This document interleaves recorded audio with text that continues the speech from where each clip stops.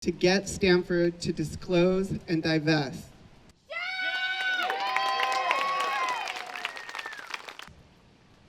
Look at what you've made.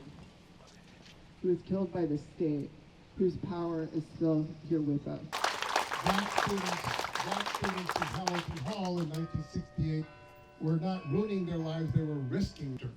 Right now, right this moment, people are being murdered. A whole people is under assault, and that moral quandary is called genocide.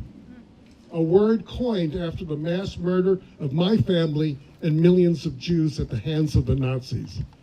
Once again, as in Vietnam, this is being done in our name as Americans and especially as Jews. And his sister, the pianist Hepzibah Menuhin, prophetic Jewish tradition. Those who are casting issues as us versus them and are thriving on it. I'm really happy to be here in community with all of you. 206 days. 206 days of bombs. 206 days of a war that did not start in October of 2023. That's right. Cities that have emerged in recent weeks. Not only the protests that have stopped saying, large or small, that they can do to help change the story. From each other, from the growing movement, from the pressure that is building. But it's essential that we not leave all the work of making a more just future for Palestine and for the world on the backs of the youth.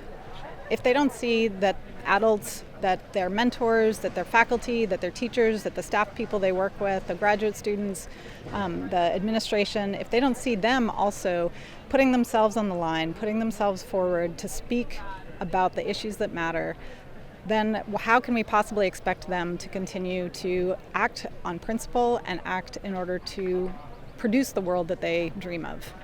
Professors that aren't here, and if they're tenured, shame them for not being here. I've never seen this much activism on campus, and I've been here for 30 years. Campuses across the United States, even places like Humboldt State, I mean, obscure places as well as Columbia. So it's really bridged the gap between all these different kinds of institutions, and it's with the exact same sentiment, which is exactly as you said. How long can we continue to do this? Haven't we reached a tipping point where just in sheer human terms, irrespective of politics, the human cost of this genocide is astronomical, and there has to be a way to stop it, at least pause it before it goes over the edge.